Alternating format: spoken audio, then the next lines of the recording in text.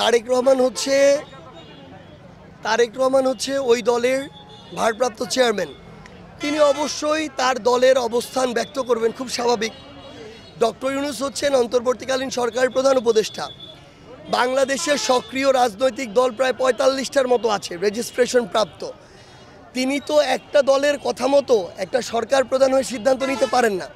তিনি সকল রাজনৈতিক দলের মতামতের ভিত্তিতেই নেবেন এবং তিনি বলেছেন এটা জুনের মধ্যে।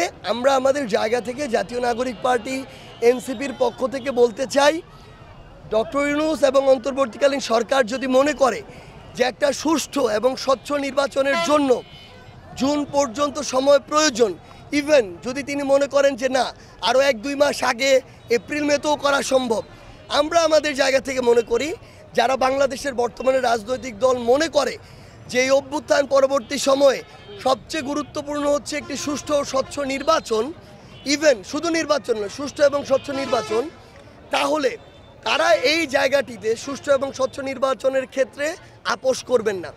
সেক্ষেত্রে আমরা মনে করি যে অন্যান্য রাজনৈতিক দলগুলোর সাথে কথা বলে তিনি এবং সামগ্রিক বিবেচনা একটা নির্বাচন হবে, সেখানে আইন শৃঙ্খলা রক্ষাকারী বাহিনী এখন ওই অবস্থা আছে কিনা, বিচার বিভাগ ততটা ফেয়ার কাজ করতে পারবে কিনা, এবং সবচেয়ে গুরুত্বপূর্ণ নির্বাচন কমিশন নিয়ে অনেক অভিযোগ আসছে।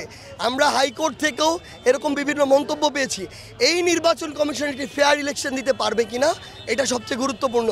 যতক্ষণ পর্যন্ত এই বিষয়গুলো নিশ্চিত না হচ্ছে ততক্ষণ পর্যন্ত যদি টাইম ফ্রেম নিয়ে সরকারকে জোরাজুরি করা হয়, আমরা মনে করি এটা অন্যান্য যে রাজনৈতিক দলগুলো তাদের এক্ষেত্রে কোনো সমর্থন থাকবে না।